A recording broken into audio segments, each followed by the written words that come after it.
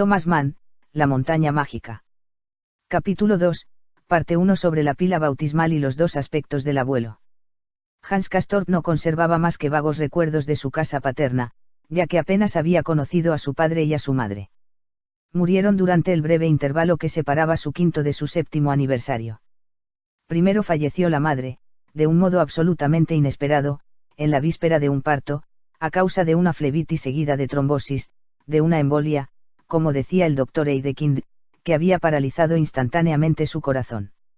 En aquel momento, la mujer reía sentada en la cama, y parecía que a fuerza de reír había caído de espaldas, pero lo que sucedió es que había muerto. Esto no era fácil de comprender para Hans Hermann Castorp, padre, y como sentía un gran cariño hacia su mujer y el hombre no era de una resistencia excepcional, no consiguió superar aquel golpe. Desde aquel momento, su espíritu se turbó y encogió, sumido en una especie de sopor, cometió en sus negocios tales equivocaciones que acarrearon pérdidas sensibles a la empresa Castorp e Hijo. En la segunda primavera que siguió a la muerte de su mujer contrajo una pulmonía durante una inspección que realizaba en los depósitos del muelle a causa de las corrientes de aire del puerto, y como su corazón fatigado no pudo soportar la intensa fiebre, falleció al cabo de 5 días, a pesar de los cuidados que el doctor Heidekind le prodigó. En presencia de un numeroso cortejo de sus conciudadanos, fue a reunirse con su mujer en el panteón de la familia Castorp, que estaba muy bien situado en el cementerio de Santa Catalina, con vistas al jardín botánico. Su padre, el senador, murió al poco tiempo víctima igualmente de una pulmonía, pero tras largos tormentos y luchas, pues, a diferencia de su hijo, Hans Lorenz Castorp era de una naturaleza difícil de abatir y profundamente arraigada en la vida, y en este breve periodo, hasta la muerte de Hans Lorenz Castorp, el huérfano vivió, escasamente año y medio, en la casa del abuelo.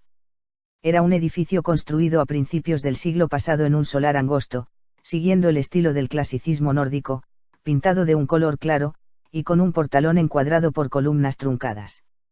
Constaba de un entresuelo, al que se accedía por una escalera de 5 escalones, y de 2 pisos superiores cuyas ventanas descendían hasta el suelo y estaban defendidas por rejas de hierro fundido. No había allí más que salas de recepción, incluyendo el comedor, decorado con estuco, y cuyas 3 ventanas, veladas con cortinas de un rojo morado, miraban al pequeño jardín situado detrás de la casa, donde, durante esos 18 meses, el abuelo y el nieto comían todos los días a las 4. Le servía el viejo fiete, que llevaba pendientes en las orejas, botones de plata en su casaca y una corbata de batista como la que usaba el dueño de la casa, en cuyas lazadas se hundía también su barbilla afeitada. El abuelo le tuteaba hablando en dialecto, no para bromear, pues no tenía afición alguna al humor, sino con toda sencillez y porque esta era su costumbre con las gentes del pueblo, trabajadores del puerto, factores, cocheros y criados. Hans Castorp disfrutaba oyéndole, y con no menos placer escuchaba las respuestas de Fiete, también en dialecto, cuando éste se inclinaba para servir a su señor y hablarle junto a la oreja derecha, por la que el senador oía mucho mejor que por la izquierda. El anciano comprendía, se encogía de hombros y seguía comiendo, muy erguido entre el alto respaldo de caoba de la silla y la mesa, apenas inclinado sobre el plato. Ante él, su nieto contemplaba en silencio, con una atención profunda e inconsciente, los gestos breves y cuidados con que las bellas manos blancas, delgadas y viejas del abuelo, de uñas abombadas y puntiagudas, que con una sortija de sello verde en el dedo índice derecho preparaba en la punta del tenedor un pedacito de carne, de legumbre o patata, para llevarlo a su boca con una ligera inclinación de cabeza. Hans Castorp miraba sus torpes manos y trataba de imaginar su capacidad para manejar algún día el cuchillo y el tenedor de la misma manera que su abuelo. Había otra cuestión que resolver, y era saber si conseguiría llegar a envolver su barbilla en una corbata análoga a la que llenaba la ancha abertura del cuello del abuelo, y cuyas largas puntas rozaban sus mejillas. Para ello debería ser tan viejo como él. Por otro lado, ya nadie, a excepción del propio abuelo y el viejo Fiete, llevaba aquellos cuellos y corbatas.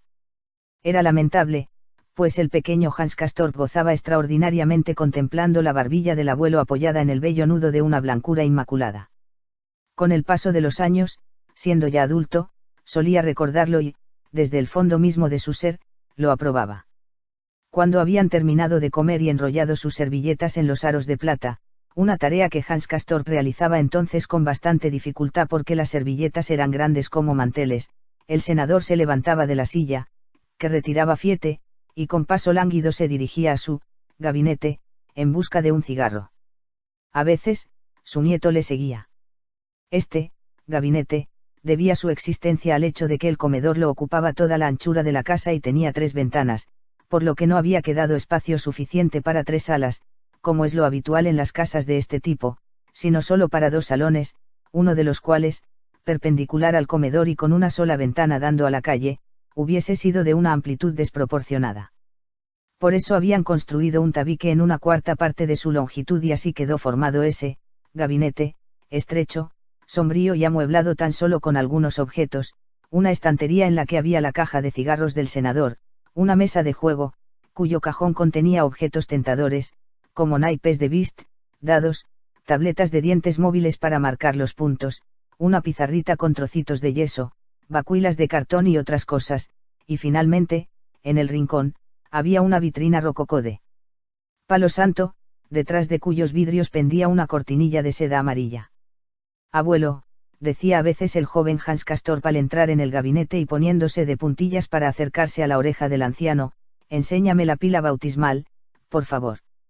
Y el abuelo, que ya había separado los faldones de su larga levita y sacado un manojo de llaves del bolsillo, abría la vitrina, de cuyo interior salía un perfume agradable y misterioso que el joven aspiraba. Guardaba allí dentro toda clase de objetos inútiles y atractivos, un par de candelabros torcidos, un barómetro roto, con figuritas talladas en la madera, un álbum de daguerrotipos, una licorera de cedro, un pequeño turco, duro al tacto bajo su vestido de seda multicolor, con un mecanismo de relojería en el cuerpo que en otros tiempos le había permitido andar sobre la mesa, pero que, desde hacía años, ya no funcionaba, un modelo antiguo de buque y, en el fondo, una ratonera. Pero el anciano sacaba del compartimiento del centro una jofaina redonda de plata, muy oxidada, que se hallaba sobre una bandeja también de plata, y mostraba los 2 objetos al muchacho, separándolos uno de otro y, acompañando todo con explicaciones ya otras veces oídas. Originariamente, la jofaina y el plato no pertenecían al mismo juego, como se podía ver enseguida y como el niño volvía a oír, pero habían sido reunidos por el uso, decía el abuelo, desde hacía unos 100 años, es decir, desde la compra de la vasija. Esta era hermosa, de una forma sencilla y noble, muestra del severo gusto reinante a principios del siglo pasado. Lisa y pura, reposaba sobre un pie redondo y estaba dorada en el interior, pero el tiempo no había dejado de aquel oro más que un resplandor amarillo y pálido. Como único adorno, una corona en relieve de rosas y hojas apuntilladas cubría el borde superior. En cuanto al plato, se podía leer su antigüedad mucho mayor, 1650, en cifras sobrecargadas de trazos y toda clase de arabescos realizados a la manera moderna, de otro tiempo, con una mezcla arbitraria de escudos y entrelazados que eran medio estrellas y medio flores. En el reverso de la bandeja había inscritos los nombres de los cabeza de familia que, en el transcurso de los tiempos, habían sido los poseedores del objeto, ya eran 5, cada uno con el año de la transmisión de la herencia, y el anciano, con la punta de su dedo índice ornado con el anillo, los designaba cronológicamente a su nieto. Figuraba el nombre de su padre, el del abuelo y el del bisabuelo, y luego se doblaba, se triplicaba, y hasta se cuadruplicaba el prefijo en la boca del narrador, y el joven, con la cabeza inclinada hacia un lado, escuchaba con mirada pensativa y soñadora, sin mover un solo músculo, ese, ururur, ese sonido oscuro de muerte y tiempos pasados, que expresaba, sin embargo, una relación piadosamente mantenida con el presente, con su propia vida, y ese pasado profundamente enterrado le producía una impresión extraña que se manifestaba en su rostro. Creía respirar un olor húmedo de cosas enterradas, el aire de la iglesia de Santa Catalina o de la cripta de San Miguel. Al percibir aquel sonido le parecía sentir el soplo de esos lugares que invitan al recogimiento y la devoción, a andar con respeto y sigilo llevando el sombrero en la mano. Creía también oír el silencio lejano y pacífico de esos lugares de sonoros ecos, el sonido de aquellas sílabas hacía que mezclara sensaciones sagradas con los pensamientos de la muerte y la historia, y todo eso le parecía agradable. Sí, quizá pedía a su abuelo que le mostrara la jofaina por amor a esas sílabas, para escucharlas y repetirlas una vez más. Luego el abuelo volvía a colocar la jofaina sobre la bandeja y dejaba que el muchacho observara la concavidad lisa y ligeramente dorada que brillaba bajo la luz que caía del techo. Pronto hará 8 años, dijo, que te sostuvimos sobre ella y el agua con la que fuiste bautizado cayó dentro. El mayordomo de la parroquia de San Jacobo, Lassan, fue quien la vertió en la cuenca de la mano del pastor Bugenagen y de ella resbaló por encima de tu cabeza hasta la jofaina. La habíamos calentado para que no te asustases y, en efecto, no lloraste, aunque antes habías gritado tanto que Bugenagen a duras penas pudo hacer su sermón. Sin embargo, cuando sentiste el agua te callaste y creo que fue por respeto hacia el Santo Sacramento. Dentro de unos días hará 44 años que tu padre recibió el bautismo y que el agua resbaló sobre su cabeza y cayó aquí dentro.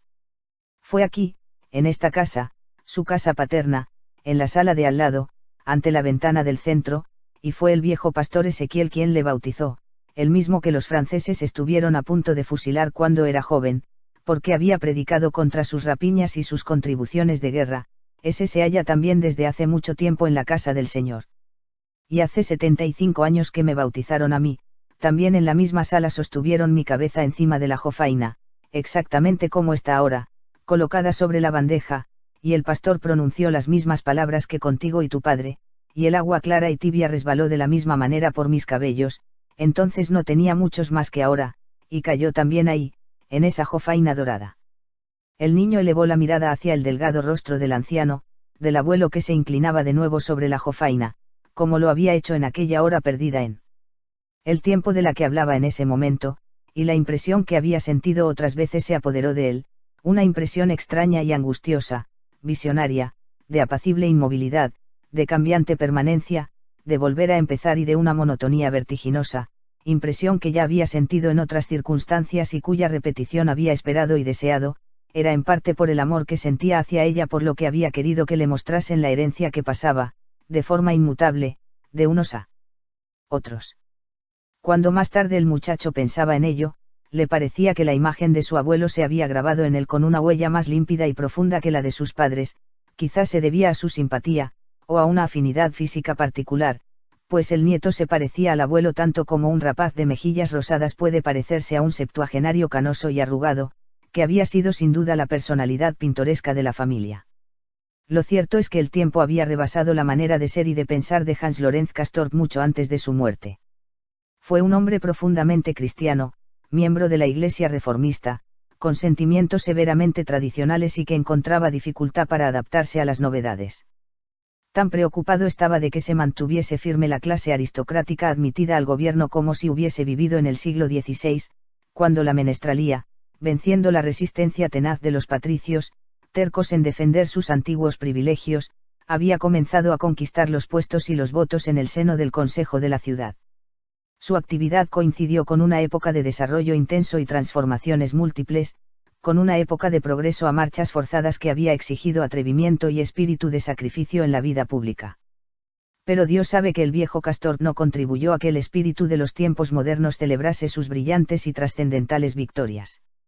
Había concedido mayor importancia a las tradiciones atávicas y las antiguas instituciones que a las imprudentes ampliaciones del puerto y otras aberraciones propias de las grandes ciudades, había sosegado y calmado los espíritus allí donde había podido y, si se le hubiera escuchado, la administración tendría todavía ese aspecto idílicamente rancio cuyo espectáculo ofrecían sus propias oficinas. Tal era la imagen que el anciano, durante su vida y después de ella, mostraba a la mirada de sus conciudadanos, y aunque el pequeño Hans Castorp no entendía nada de los asuntos públicos, sus ojos infantiles, de mirada contemplativa, hacían poco más o menos las mismas observaciones mudas y, por consiguiente, faltas de crítica, aunque llenas de vida y que más tarde, como recuerdo consciente, conservaron su carácter hostil a todo análisis verbal, siendo tan solo afirmativo. Como ya se ha dicho, la simpatía estaba presente, era una afección y afinidad íntima que a veces franquea la barrera de las generaciones. Los niños contemplan para admirar y admiran para aprender y desarrollar lo que llevan por herencia. El senador Castorp era delgado y alto. Los años habían curvado su espalda y su nuca, pero él se esforzaba en compensar esa inclinación procurando andar erguido. Al hacerlo, su boca, cuyos labios no podían ya apoyarse en los dientes, pero sí en las encías vacías, pues no se ponía la dentadura postiza más que para comer, se contraía hacia abajo con una dignidad penosamente salvaguardada, y eso determinaba, al mismo tiempo quizá que el cuidado de contener un temblor del labio superior, aquella actitud rígida y severa, aquel gesto de la barbilla que tanto gustaba al pequeño Hans Castorp. Amaba la caja de rapé, una pequeña caja alargada con estrías de oro, y se servía de pañuelos rojos cuyas puntas pendían a veces del bolsillo trasero de su levita. Aunque esto fuese una debilidad un tanto cómica, parecía una concesión a su avanzada edad, como una negligencia que la ancianidad puede permitirse, tanto si es a conciencia y sonriendo como con la inconsciencia que impone el respeto. En cualquier caso, era la única debilidad que la mirada aguda del joven Hans Castorp pudo observar en la manera de presentarse de su viejo abuelo. Pero tanto para el niño de 7 años como más tarde para el adulto, la imagen diana y familiar del anciano no era su imagen verdadera. En realidad era diferente, mucho más bello y serio que de ordinario, tal como aparecía en un retrato de tamaño natural que hacía mucho tiempo estaba colgado en la habitación de los padres del niño, y que luego se trasladó con el pequeño Hans Castorp a la casa de la Explanada, en cuyo salón ocupó un lugar de honor encima del sofá de seda roja. La pintura mostraba a Hans Lorenz Castorp vestido con el uniforme oficial de senador de la ciudad, y este severo y piadoso atuendo de un siglo acabado, que había mantenido a través de los tiempos una comunidad a la vez temeraria e imponente, había sido conservador para las ceremonias oficiales, a fin de confundir de ese modo el pasado con el presente y el presente con el pasado, afirmando así la solidez de su firma comercial. El senador Castorp aparecía de pie, sobre un embaldosado rojizo, en una perspectiva de columnas y arcos góticos, con la barbilla inclinada y la boca contraída hacia abajo, sus ojos azules, de mirada soñadora, con las glándulas lacrimales dilatadas, miraban a lo lejos, vestía un ropón de aspecto sacerdotal que descendía hasta más abajo de sus rodillas y que, abierto en la parte de delante, mostraba su forro de pieles. De unas mangas amplias y abullonadas salían otras más estrechas y largas, de paño ordinario, y unos puños de encaje le cubrían las manos hasta la mitad. Las frágiles pantorrillas del anciano se hallaban cubiertas con medias de seda negra, y en los pies brillaban unos zapatos de charol con hebillas de plata. El cuello aparecía rodeado de la golilla rígida y acanalada, aplanada en la parte delantera y levantada a ambos lados, bajo la cual una chorrera de batista descendía sobre el ropaje. Bajo el brazo llevaba el antiguo sombrero de ancho reborde, cuya copa acababa casi en punta. Era un retrato excelente, obra de un artista notable, pintado con el gusto y estilo de los viejos maestros, a lo que se prestaba el modelo, y evocaba en quienes lo contemplaban toda clase de imágenes hispano-holandesas de fines de la Edad Media. El pequeño Hans Castorp lo había contemplado con frecuencia, sin una visión de experto, como puede suponerse, pero sí con cierta comprensión general, incluso penetrante, y aunque no hubiese visto a su abuelo en persona tal como la tela le representaba más que una sola vez y por un instante, con motivo de una llegada en cortejo al ayuntamiento, no podía dejar de considerar el cuadro como la apariencia verdadera y auténtica del abuelo, viendo en este todos los días una especie de interino, de auxiliar, adaptado imperfectamente a su papel. Pues lo que había de distinto y extraño en su apariencia ordinaria se debía a una adaptación imperfecta y tal vez un poco torpe. De su forma pura quedaban restos y alusiones que no se borraban completamente, por eso, aunque el cuello postizo y la larga corbata blanca estaban pasados de moda, era imposible aplicar ese epíteto al maravilloso vestido que evocaba en cierto modo la golilla española. Ocurría lo mismo con el sombrero de alta copa que el abuelo llevaba para salir a la calle y que respondía, en una realidad superior, al ancho sombrero de fieltro del cuadro, al igual que la larga levita de faldones, cuya imagen primitiva y esencial era, a los ojos del pequeño Hans Castorp, la toga bordada y guarnecida de forro de pieles. Él aprobó, pues, con todo su corazón, que el abuelo apareciese con toda su autenticidad y en su perfección suntuosa el día en que trató de despedirse de él para siempre. Fue en la gran sala, en la misma donde habían comido tantas veces, sentados a la mesa uno frente al otro. Hans Lorenz Castorp se hallaba tendido sobre el túmulo, dentro del ataúd, rodeado de coronas. Había luchado mucho tiempo y tenazmente contra la pulmonía, a pesar de que parecía no haberse adaptado con facilidad a la vida presente. Allí tendido, no podía saberse si era como vencedor o como vencido, pero en todo caso su expresión era severamente pacífica y muy cambiada. La nariz aparecía más puntiaguda a causa de haber luchado tanto tiempo en el lecho de muerte, la cabeza se hallaba levantada por unos almohadones de seda, de manera que su barbilla reposaba agradablemente en la abertura delantera de su golilla ritual, y entre las manos, semicubiertas por los puños de encaje y cuya disposición imitaba una postura natural que producía una impresión de frialdad inanimada, Había sido colocado un crucifijo de marfil, de manera que sus párpados entornados parecían contemplarlo sin descanso. Hans Castorp visitó algunas veces a su abuelo al principio de la enfermedad, pero luego ya no lo había vuelto a ver. Le habían evitado el espectáculo de la lucha que, por otra parte, se desarrollaba casi siempre por la noche. Se había sentido únicamente impresionado por la atmósfera angustiada de la casa, por los ojos enrojecidos del viejo Fiete, por las idas y venidas de los médicos, pero el resultado, en presencia del cual se encontraba en el comedor, podía resumirse diciendo que el abuelo había sido solemnemente liberado de su figuración intermedia y que por fin revestía una forma verdadera y digna de él. Era un hecho que había que aceptar, a pesar de que el viejo Fiete llorase y moviese sin descanso la cabeza, y aunque el propio Hans Castorp llorara como lo había hecho en presencia de su madre muerta repentinamente y de su padre, al que, poco tiempo después, también vio tendido, con no menos silencio y extrañeza. Era, pues, la tercera vez que en tan poco tiempo y a una edad tan temprana la muerte obraba sobre el espíritu y los sentidos principalmente, del pequeño Hans Castorp. Ese aspecto y esa impresión ya no eran nuevos para él, por el contrario, le resultaban muy familiares y, como en las dos ocasiones anteriores, se había mostrado muy tranquilo y dueño de sí mismo, en modo alguno a merced de los nervios a pesar de que sentía una aflicción natural. En realidad pareció incluso mucho más tranquilo que las otras veces. Ignorando el significado práctico que esos acontecimientos tenían en su vida, o puerilmente indiferente a ello, en su confianza de que el mundo de un modo u otro cuidaría de él, había dado muestras ante esos ataúdes de una frialdad igualmente ingenua y una atención objetiva que, en la tercera circunstancia, a causa de sus sentimientos y la expresión de la experiencia no estaba exenta de cierta precocidad, pues prescindimos de las lágrimas provocadas por la emoción o el contagio del llanto de los demás, como una reacción normal. 3 o 4 meses después de que muriera su padre, había olvidado la muerte, ahora la recordaba, y todas las impresiones de entonces se reproducían simultáneamente en su singularidad incompatible. Resueltas y explicadas en palabras, sus impresiones se había presentado del modo siguiente: la muerte era de una naturaleza piadosa, significativa y de una belleza triste, es decir, espiritual, pero al mismo tiempo era de otra naturaleza, casi contraria, muy física y material, y entonces no se la podía considerar bella, ni significativa, ni piadosa, ni siquiera triste.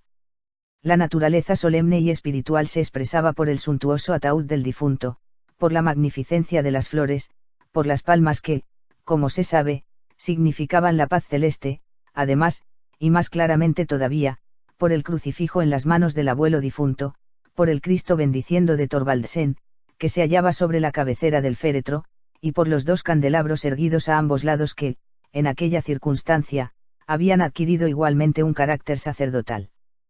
Todas esas disposiciones hallaban aparentemente su sentido exacto y bienhechor en el pensamiento de que el abuelo había adquirido para siempre su figura definitiva y verdadera. Pero además, como el pequeño Hans Castorp no dejó de notar, a pesar de que no decirlo en voz alta, todo aquello, y sobre todo la enorme cantidad de flores, en particular de tuberosas, tenía por objeto mitigar ese otro aspecto de la muerte que no es ni bello ni verdaderamente triste, sino más bien ruin, indignamente corporal, tenía por objeto hacer olvidar o impedir que la muerte penetrara a la conciencia. Esa segunda naturaleza de la muerte hacía que el abuelo difunto pareciese tan alejado que, en verdad no parecía en modo alguno el abuelo, sino más bien un muñeco de cera, de tamaño natural, que la muerte había cambiado por la persona y al que se rendían esos piadosos y fastuosos honores. El que yacía allí tendido, o más exactamente, lo que se hallaba allí tendido no era, pues, el abuelo, sino unos restos que Hans Castorp sabía que no eran de cera, sino de su propia materia, y en eso radicaba el carácter mezquino y la escasa tristeza del fenómeno. Era tan poco triste como todas las cosas que conciernen al cuerpo y que no atañen más que a él. El pequeño Hans Castorp contemplaba esa materia lisa, amarilla como la cera y de una consistencia caseiforme, de que estaba hecha aquella figura mortuoria de tamaño natural, con el rostro y las manos del que había sido su abuelo. Una mosca acababa de posarse sobre la frente inmóvil y comenzó a agitar sus patitas. El viejo Fiete la espantó con precaución evitando tocar la frente, con expresión sombría, como si no debiese ni quisiera saber lo que hacía. Su expresión se debía aparentemente al hecho de que el abuelo ya no era más que un cuerpo inerte. Pero después de un vuelo ondulante, la mosca se posó bruscamente sobre los dedos del abuelo, cerca del crucifijo de marfil. Y mientras esto ocurría, Hans Castorp creyó respirar, con mayor distinción que hasta aquel momento, la emanación débil y extrañamente persistente que conocía de otras veces que, con gran confusión, le recordaba a un camarada de clase afligido de un mal extraño y por esa causa evitado por todos, y que el olor de las tuberosas tenía por objeto encubrir, sin conseguirlo, a pesar de su penetración y austeridad. Se halló varias veces en presencia del cadáver, una vez solo con el viejo Fiete, otra con su tío Tienappel, el negociante en vinos, y sus dos tíos James y Peter, luego una tercera vez, cuando un grupo endomingado de obreros del puerto permaneció por unos instantes ante el cadáver para despedirse del antiguo jefe de la casa Castorp e hijos. Después llegó el entierro, la sala se llenó de gente, y el pastor Bugenhagen, de la iglesia de San Miguel, el mismo que había bautizado a Hans Castorp, pronunció la oración fúnebre. En el coche, el primero de una larguísima fila que seguía la carroza, el pastor habló muy amistosamente con el pequeño Hans Castorp.